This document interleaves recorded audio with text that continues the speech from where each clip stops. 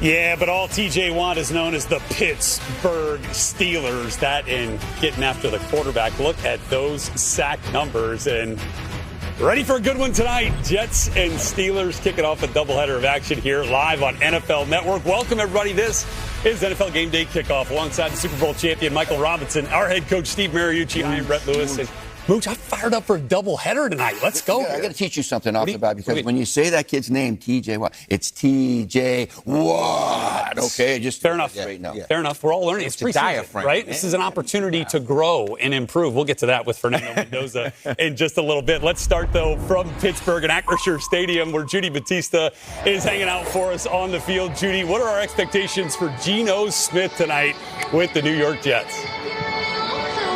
Well, Brett, we expect him to make his preseason debut. Remember, he was a late scratch last week with ankle soreness. He's been good all week in practice, so he's going to go. Not going to be out there for very long, maybe one drive or two.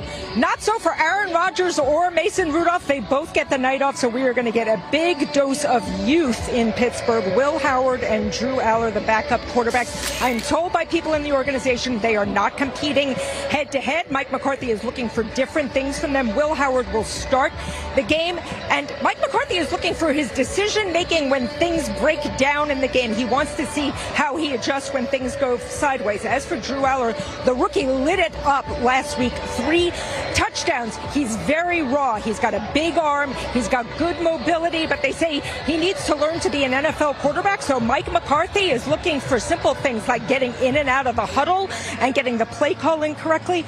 So that is a look at maybe the future for the Pittsburgh Steelers. Of course, there's already been changes here in Pittsburgh. Mike McCarthy, not Mike Tomlin, is the head coach. And maybe the most obvious change, you remember the standard is the standard, Mike Tomlin's famous saying, that's out.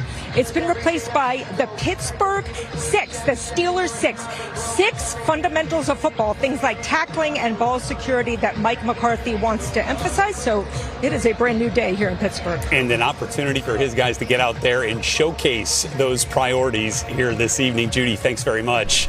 Check back with you here shortly as we get you ready for what's going on here tonight on this Friday of preseason week number 2. Doubleheader of action on NFL Network. They're in Pittsburgh first, then a couple hours later we'll kick off in Denver with the Broncos hosting the Packers. Sandwiched in between on the ESPN app, you can catch the Panthers and the Jaguars. Let's talk Broncos, though. Let's go. I know, Bo. Don't wait to start. Don't wait to start. Come on. Everybody knows Bo Nix. Perfectly thrown strike. That is a Denver touchdown. Bo knows that. Can run if he wants to. Next to the goal line. Touchdown, Denver. Sean Payton also knows you can feel his leadership when it matters. You can feel the confidence. It's not a secret anymore. Gonna be all right, Bo? Bo Nix, a laser shot. Touchdown, Denver. I don't know. Bo knows. Bo Nix obviously knows. Got it. Yeah, you know. Well, now I know.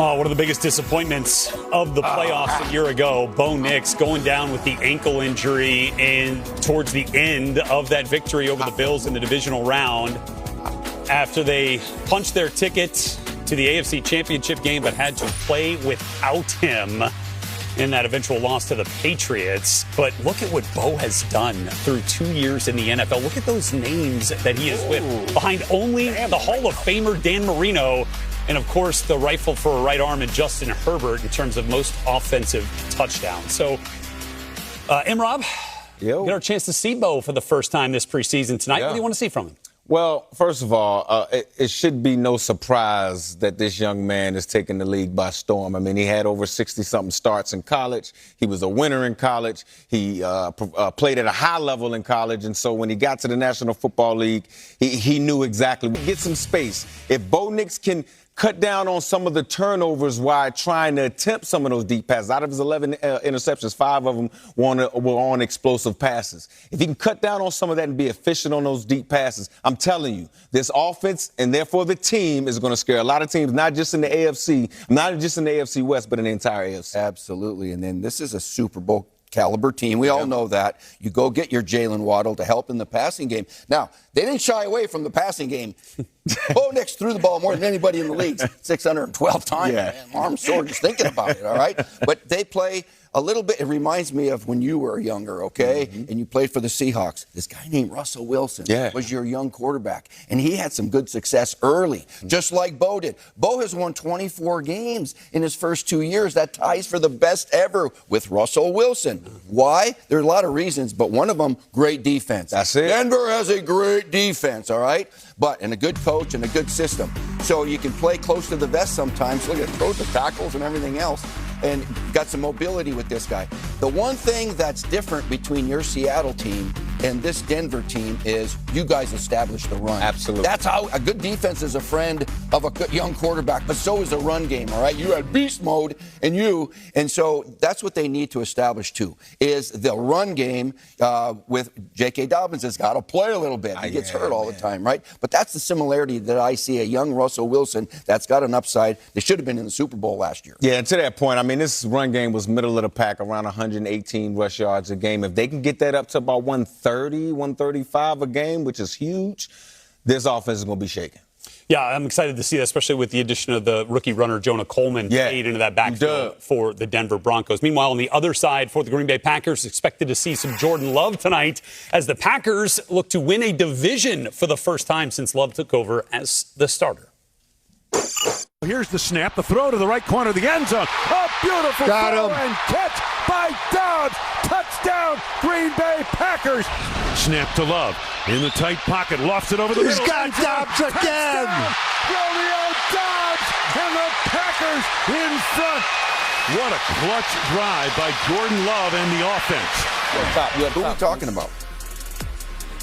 All right, taking a look at what Jordan Love has been up to here. Look at the wild card win right against the Cowboys. His first playoff win right there, 76% completion, and then 3 touchdowns. And then things have gotten a little bit more difficult the last 3 playoff games. Right there, 0-3 is the important note. 0 wins in those last 3 opportunities.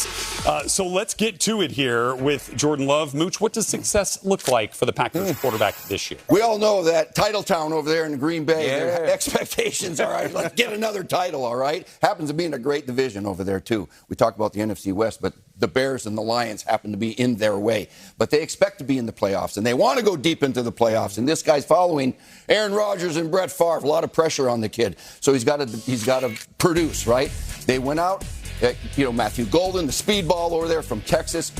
Christian Watson, he's been hurt, North Dakota State guy. Tucker Kraft's got to be healthy. I love their runner with Josh Jacobs. This is a good football team. They were right in control of things until Micah Parsons got hurt last year, and then they kind of went in the tank. But this is a good football team. If they stay healthy, look out. Yeah, they got to stay healthy. Tucker Kraft, you see catching the ball right there. If he can get back and get healthy, he can be a coverage dictator for this offense and allow, Jordan Love to play quarterback a little bit easier. But for me, Jordan has to be better under pressure. That's one thing every quarterback in the National Football League is going to experience. They're going to experience pressure. And if you look at his numbers, he's bottom 4 when he's pressured in completion percentage, yards per attempt, all of those things. You know what I mean? And when you're making the money that Jordan Love is making, he's paid to cover up some of the stink or the lack that maybe this offense has. And so when he gets under pressure, he has to be a lot better. He has to be accurate. He has to be more situationally aware, all of those things. And I think he's talked about that throughout the offseason. But he has to be better under pressure. If he can be better under pressure, I think this offense and this team will do better. But they got to go on a run for me, man. Well, and look, speaking of pressure, how about the stakes rising in that division? Obviously, the Lions are going to be back. And then with the success that Caleb Williams has had with Ben Johnson in relatively short order, the stakes are as high as they've ever been in Love's career there in the NFC North as they try to get that first division title with him as the starter. There's Aaron Rodgers. Not going to see him tonight, but going to see him certainly week 1. So we'll assess what Mike McCarthy's offense will look like with